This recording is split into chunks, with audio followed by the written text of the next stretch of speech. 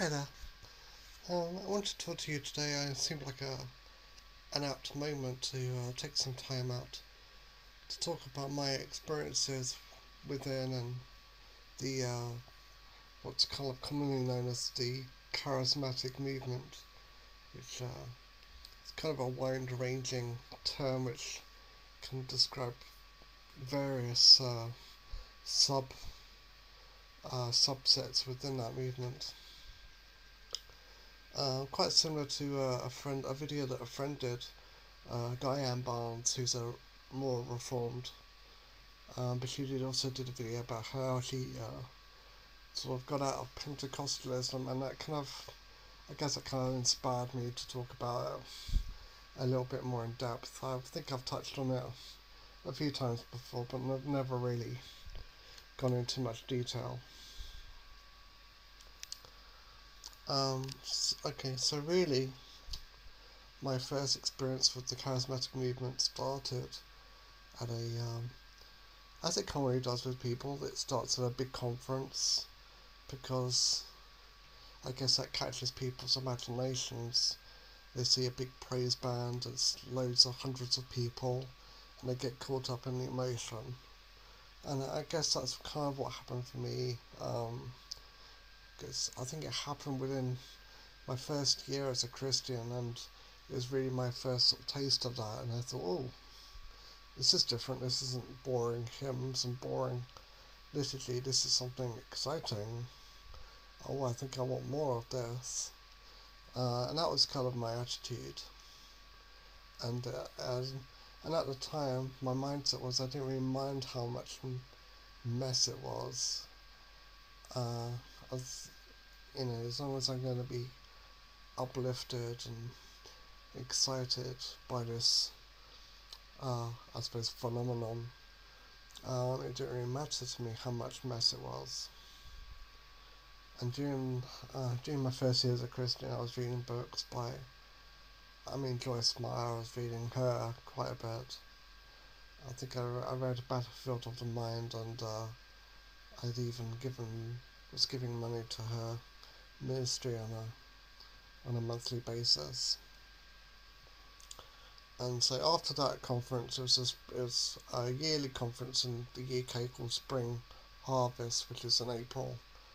But it's not really charismatic as such. It's kind of generic evangelicalism, but a lot of that has taken on a lot of the um, a lot of the charismatic um, ways of doing things have kind of infected other other um, trends within the church, like they have in America. Most most parish churches here now will have an informal worship service where they have a band, with a guitarist and whatnot, because they because the charismatics have said, well, we need to invigorate Christianity, we need to make it modern, we need to speak to the millennials, and unfortunately other churches have kind of fallen on that bandwagon. So yeah, so Spring Harvest was where it kind of first began, and then I looked into other churches that were kind of offering this kind of experience, and that's when I joined the Vineyard. Uh, and right around the time I was joining the Vineyard, Lakeland was kicking off with Todd Bentley down in Florida, and I was really confused about that at first. I was watching it quite regularly. Um, Kind of wary, I guess. Kind of caught up in it, but it was kind of an unease in my mind about it. Um, maybe that was the spirit prompting me to question some of that, and maybe a month or two later did come to in my mind reading some of the critics of what was going on. Um, I did kind of think that was maybe not of God in the end, especially how that kind of went with Todd Bentley's, adultery. but I wasn't really questioning things within the vineyard per se at that time. There was still a kind of uneasiness about, I would quite regularly go up to pray for people, like, after the service was kind of coming to a close, there would be an invitation for people to go up to receive prayer. And I would go up and pray for people, lay hands on people. And when I would lay hands on people, people would like double over, they would shake and do all kind of weird sort of physical manifestations. And I was always kind of put out a little bit by that. Um, and I remember one time when I was still in the vineyard, we went to, we used to have these Friday night kind of meetings. They're kind of very informal. We would go somewhere, it would be like a kind of like a vigil, I guess. We would go somewhere and sort of wait for the spirit or something. I remember one time we were praying and this woman across from me, um, and we went to a very small Anglican chapel near Lewis. I think it was in a little village called Something.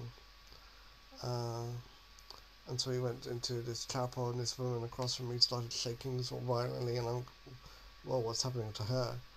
Uh, and I went up to her and asked her later, "Are you okay?"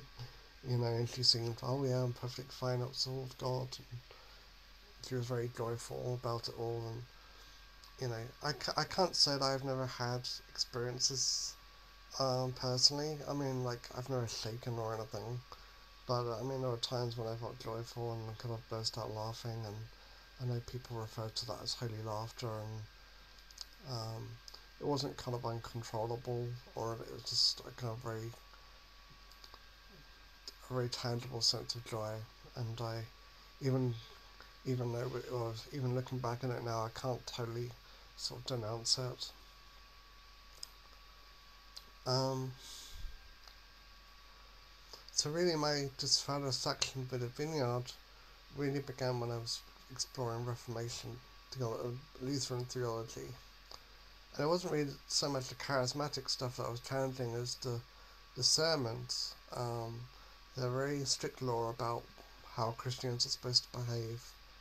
And when I watched that video about, when I watched Rod Rosenblatt's presentation, uh, The Gospel Follows Broken by the Church, that created a lot of dissatisfaction within me with evangelicalism. Um, and I guess that's kind of continued. I've always, even within Lutheran circles, I'm a kind of a dissenting voice, I guess. But I mean, but at that point, that's kind of where my dissent with evangelicalism began, and I started questioning the charismatic stuff within the vineyard, because the pastor at the vineyard seemed to seemed to stress unity for unity's sake, and some of the other people within the vineyard, some of the elders, were reading books by questionable people. And I think around that time I'd run into Justin Peters' video, A Call for Discernment, on YouTube, and I stopped reading Joyce Meyer, stopped giving to her, and I kind of was delving into the background behind a lot of the charismatic teachings. Going, I think Justin Peters is very good on that in his seminar on the word of faith movement, about all of that, and I was looking into some of the other aspects of the charismatic movement, some of the other strains like latter rain and kingdom now theology. So that's kind of like, in my mind, I still believed in the gifts, and I guess I kind of still do. I'm not a complete cessationist, um, but my kind of dissatisfaction with how their practice sort of began when I left the vineyard and I went to a New Frontiers church, which is, they kind of, they're like reformed charismatics, I guess, in the UK, where they call themselves reformed, or they call themselves a word and the spirit movement, or as if these two things are somewhat separate or something, like it's schizophrenic or something. Um, because I saw a lot of how the gifts were practiced there, kind of even though they believed in sola scriptura, how they practiced the gifts didn't seem consistent with that belief. Like I would go to meetings at uh, uh, the CCK Church of Christ the King, which is kind of like the flagship church of the New Frontiers movement in the UK. And I would hear prophecy, like, one of the elders would say, "Oh, I have a word to hear. I think there's someone here with a broken leg or something." And I'm kind of like, okay. Revelation 19 says the spirit of prophecy is a testimony of Jesus. If someone's like doing this whole like, you know, I think they call it cold reading in those kind of magical circles. If they're doing cold readings in people, how is this anything to do with Jesus? Isn't prophecy supposed to point to him rather than, well, is there someone here with a broken leg? And that's kind of when I started questioning these prophetic words. I was always kind of uneasy about giving prophetic words anyway, even when I was charismatic, because it always kind of seemed presumptuous to me to just be saying, "Oh, well, these are definitely words from God," and I always kind of felt, I kind of, this is kind of dangerous, saying, "Oh, this is a word from the Spirit." I always felt like very reluctant to say that. Um, you know, I think that there's you do kind of feel like you're on a knife's edge by saying that, because people might take these to be as words from Scripture. And even though they do, and even in these Reformed charismatic circles, they do kind of stress, well, Scripture is our final authority. I don't think that always seeps through to the congregation. I've been in these kind of churches, New Frontiers churches, and I've spoken to lay people, and a lot of them believe in word of faith. A lot of them believe in the other aberrations within the charismatic movement, because there's very little dissent coming from the leaders. Joe Virgo, Terry Virgo, Adrian Warnock, some of the other senior leaders within New Frontiers will say anything against these aberrations. They will not say anything against, the Todd Bentleys and Bill Johnsons. And I've seen Bill Johnson's books in their church bookshop and at their conferences. Um, they're so afraid of saying anything, of quenching the spirit,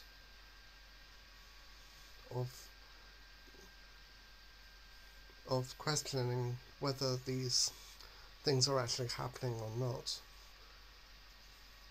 because I guess it would cast doubt on the whole thing, and it does.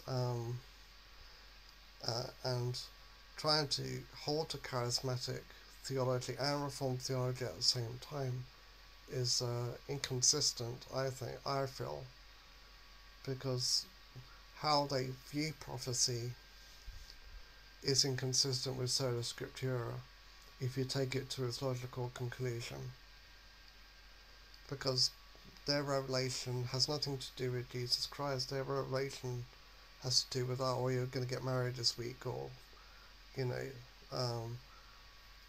feel the Spirit is prompting you to go this place or go this place.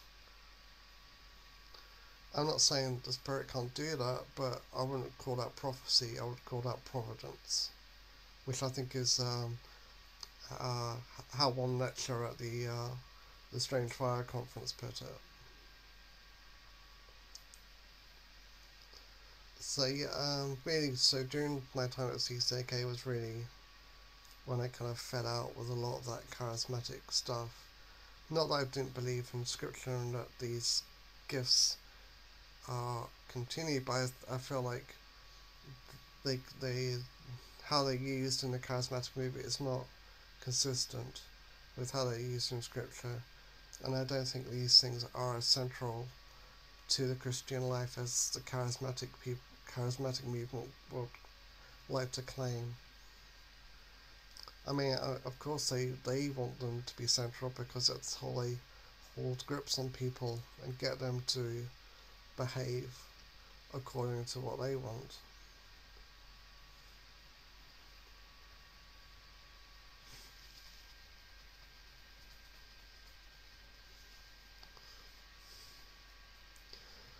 So really, and wasn't just even the gifts; it was also the whole worship service, and I found the songs just kind of very superficial.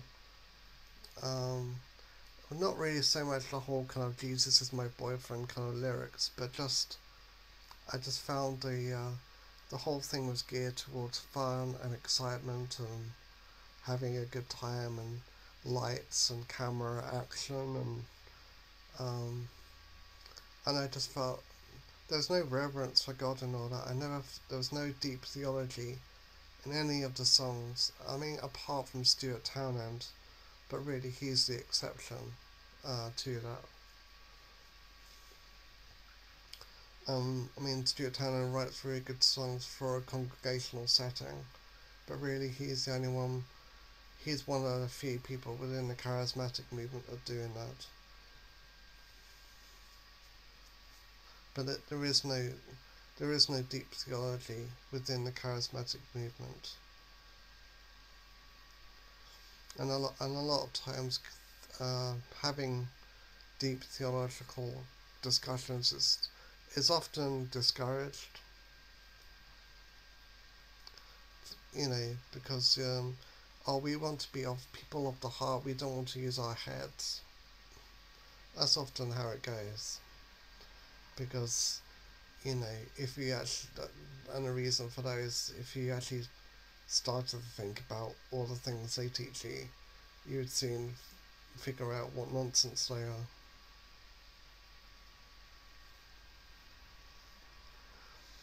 And also looking at the charismatic movement as a whole, especially the Reformed camp, if all these people, they're kind of like self-defeating in a way, because you look at some of the characters that these people associate with, they defeat themselves by their lack of discernment. Adrian Warnock regularly had Mark Driscoll on his video feed. Regularly was visiting Jubilee Church, and look where he ended up. And Adrian Warnock defends Rick Warren and all these other false, purpose-driven teachers in the US. John Piper still refers to Paul Cain as a true prophet, even after he was found out to be a homosexual. The other day I went to New Frontiers Church and I heard uh, Lakeland and Pensacola and Toronto being called True Revival, and Todd Bentley being called always you just have to I think I heard this, you just have to always just a different expression of revival, you just have to accept it. Well, Todd Bentley had a guy on his podium called Bob Jones at the Lakeland Revival, and Bob Jones was kicked out of the vineyard for soliciting sexual favours from women, so they could get prophetic words from him. They would like strip down for him, and then he could get in order for them to receive prophetic words. And that wasn't the only false teacher that Todd Bentley had sharing the podium with him. So really, any of you guys that within New Frontiers are listening, you need to wake up. You need to show some discernment and show some leadership, because people are being affected by this stuff, and you remaining silent like you do, like you cowards do within New Frontiers, I think it's despicable. And God will judge you on the last day for it.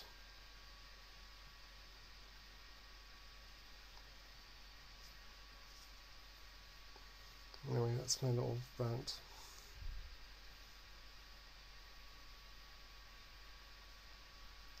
So yeah, I'm pretty much done with the charismatic movement. I still kind of consider myself continuous, but they're not central for me, the gifts anymore. They're not, for me it's kind of more about word and sacrament. I think those experiences I had were very.